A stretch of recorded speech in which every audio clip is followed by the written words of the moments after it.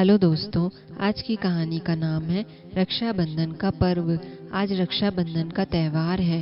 पूरे घर में खाने की खुशबू फैली हुई थी। घर को अच्छे से सजा दिया गया था। मधु जी आरती की थाली सजा रही थी, क्योंकि आज उनके घर में मेहमानों की कतार जो लगने वाली थी। उनकी बेटी दामाद आने वाले हैं। उनकी दोनों बहुओं के मायके से भी उनके भाई आने वाले हैं। मधु जी की दोनों बहुएं, बड़ी बहू प्रियंका और छोटी बहू नेहा किचन का काम कर रही थी। सबके लिए खाना बना रही थी। तो मधु जी ने भी बैठे बैठे आरती की थाली सजा दी। तभी बाहर से गेट पर गाड़ियों के रुकने की आवाज आई। मधु जी ने देखा कि प्रियंका और नेहा दोनों के ही भाई एक साथ आ गए हैं। तो मधु जी ने तुरंत ही बड़ी बहू प्रियंका को आवाज दी, प्रियंका बेटा, जाकर गेट खोल दो, तुम दोनों के भाई आ गए हैं। सास की बात सुनते ही बड़ी खुशी से प्रियंका दौड़कर गेट खोलती है, तो सामने प्रियंका के भैया अमित अपने हाथ में एक थैली में साड़ी और मिठाई लेकर खड़े प्रियंका को देखकर मुस्कुरा पड़े। और उसके पीछे ही नेहा का भाई राहुल भी अपनी चमचमाती हुई गाड़ी से उतरकर आया। उसके हाथ में महंगे गिफ्ट का डब्बा था। खैर, दोनों को लेकर प्रियंका अंदर आई। सब कुछ तैयार था, इसीलिए तुरंत ही प्रियंका और नेहा अपने अपने भाइयों को राखी बांधने लगी। जब प्रियंका ने अमित को राखी बांध दी, तो अमित ने उसे साड़ी का पैकेट देते हुए बोला, प्रियंका, ज्यादा कुछ तो नहीं ला पाया, लेकिन तुम्हारे लिए मैंने यह साड़ी खुद पसंद की है। भाई की बात सुन प्रियंका ने कहा, भैया, आप हर बार मेरे लिए इतना टाइम निकाल कर आते हैं, यही मेरे लिए सबसे कीमती तोहफा है। अपनी बड़ी बहू की समझदारी भरी बातें सुनकर मधु जी मुस्कुरा पड़ी। अब बारी थी नेहा की। नेहा ने भी अपने भाई को तिलक किया, राखी बांधी, मिठाई खिलाई। इसके बाद राहुल ने नेहा को गिफ्ट का डब्बा पकड़ाते हुए कहा, नेहा, इस बार तुम्हारे लिए महंगी डिजाइनर साड़ी और साथ में कुछ कैश भी है। तुम्हारा जो मन करेगा खरीद लेना। नेहा ने इतराते हुए गिफ्ट का डब्बा पकड़ा और वह पैसे हाथ में लेते हुए अजीब सी नजरों से प्रियंका को देख मुस्कुराने लगी। तो मधु जी ने देख लिया। वह समझ गई कि नेहा प्रियंका को नीचा दिखा रही है। फिलहाल तो अभी मधु जी ने कुछ नहीं कहा। नेहा की हरकत देख प्रियंका को भी थोड़ा बुरा लगा था। उसका भी चेहरा बुझा बुझा सा हो गया था, लेकिन फिर भी वह चुप रही। फिलहाल खाना पीना हुआ और 1 घंटे बाद ही अमित और राहुल दोनों ही चले गए। तब तक मधु जी की बेटी और दामाद भी आ चुके थे। उनकी भी राखी हुई। प्रियंका ने अपनी ओर से एक पायल अपनी ननंद रीना को गिफ्ट में दी, तो प्रियंका की देखा देखी नेहा ने भी तुरंत जाकर कान का एक छोटा सा झुमका लाकर रीना को पकड़ा दिया। इस बार भी झुमका देते हुए नेहा के चेहरे पर अजीब सी मुस्कुराहट थी, आंखों में अजीब सी चमक थी। प्रियंका को देख वह ऐसे मुस्कुरा रही थी जैसे उसका तिरस्कार कर रही हो। बेचारी प्रियंका फिर भी चुपचाप खड़ी मुस्कुरा रही थी, क्योंकि उसे उसकी हद मालूम थी।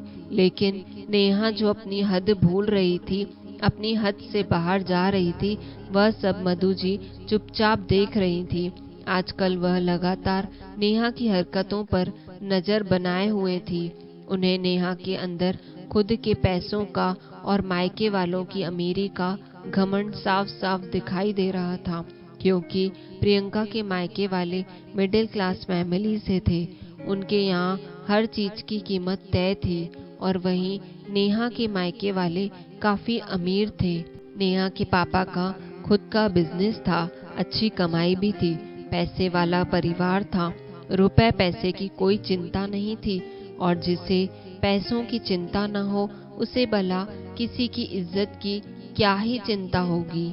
वही काम नेहा कर रही थी। हर बात में वह प्रियंका से ऊपर उठने की कोशिश करती और हर बात में प्रियंका को नीचा दिखाती, जो कि मधु जी लगातार देख रही थी। खैर, रीना की भी राखी हो गई। तो मधु जी ने एक दिन के लिए रीना को रोक लिया। रीना का पति तो चला गया। जब सबका खाना पीना हो गया, सब फ्री हो गए, तो नेहा अपने मायके का गिफ्ट और पैसे लाकर रीना के आगे रखते हुए बोली, देखो दीदी, मेरे भाई ने कितनी महंगी और डिजाइनर सिल्क साड़ी दी है मुझे, और उसके ऊपर यह 10,000 कैश भी दिया है। सच में मेरा भाई मुझसे बहुत प्यार करता है। भाई हो तो ऐसा। अपना गिफ्ट दिखाते हुए बड़े ही घमंड में बोला। नेहा का गिफ्ट देखकर मुस्कुराते हुए रीना ने प्रियंका की ओर देखा और कहा, भाभी, आप अपना गिफ्ट नहीं दिखाएंगे क्या?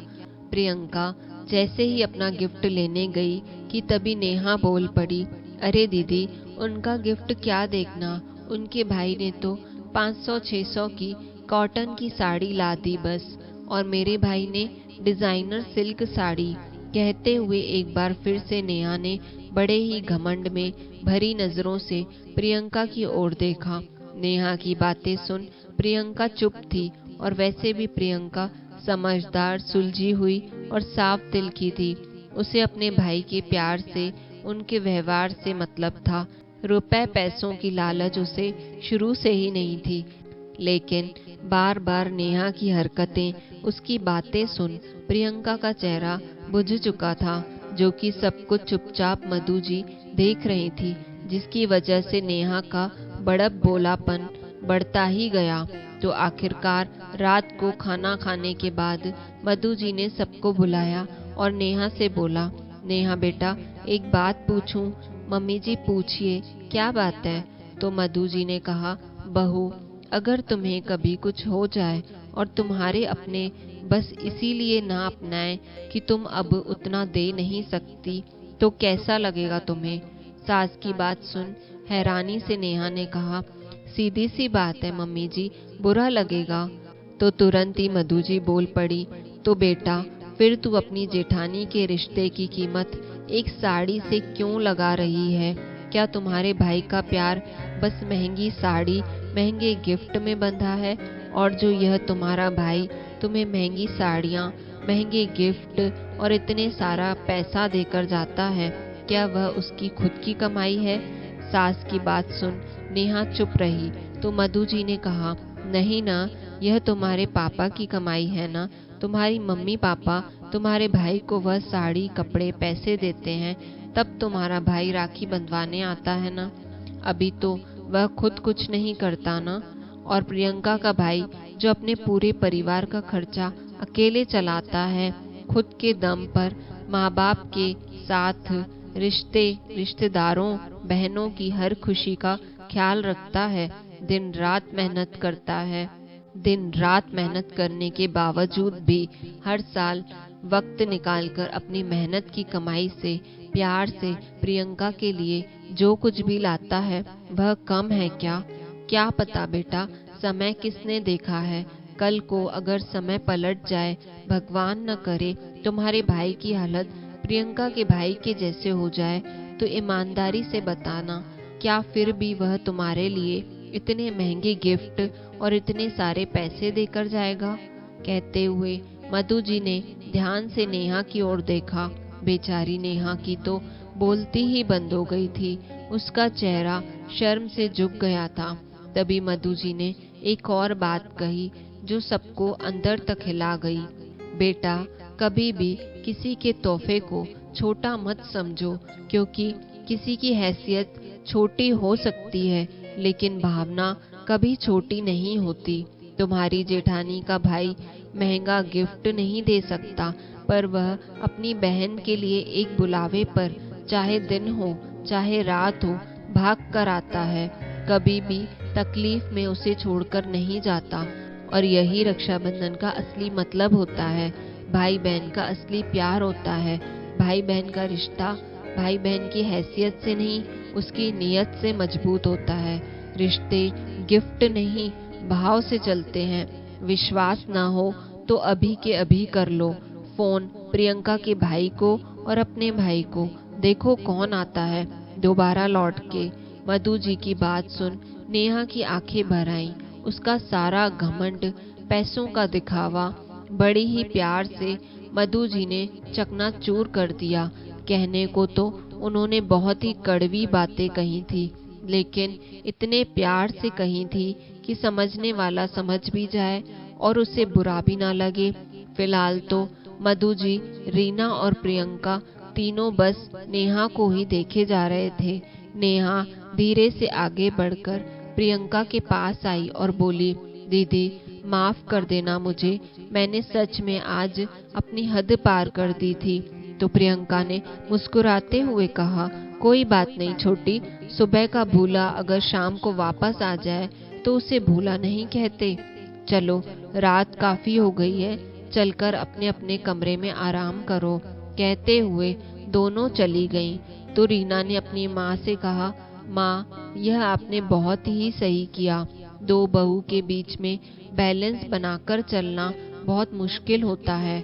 अच्छा हुआ कि समय रहते ही आपने छोटी भाभी को रोक दिया, नहीं तो दोनों के मन में दरार पड़ने से कोई नहीं रोक सकता था। बेटी की बात मधु जी सुनकर मुस्कुरा पड़ी। इधर प्रियंका अपने कमरे में लेटे हुए यह सोचकर मुस्कुरा रही थी कि उसकी सास ने आज उसे ससुराल में अपनी देवरानी के सामने बेइज्जत होने से बचा लिया, उसका मान रख लिया। ऐसा परिवार तो बहुत ही नसीब से मिलता है, जो बहू के मायके की परेशानी को समझे और बहू को इज्जत दे, पूरे परिवार को साथ लेकर चले। तो दोस्तों, आज की कहानी में बस इतना ही। आपको हमारी आज की कहानी कैसी लगी कमेंट करके ज़रूर बताइएगा। अगर आपको कहानी पसंद आई हो तो ऐसी और कहानियों के लिए चैनल पर हमारे साथ बने रहें। और हाँ, जिन्होंने चैनल को अभी तक सब्सक्राइब नहीं किया वो जल्दी से चैनल को सब्सक्राइब कर लीजिए। मिलते हैं दोस्तों जल्दी ही अगली कहानी के साथ। तब तक के लिए आपसे विदा लेते हैं। धन्यवाद।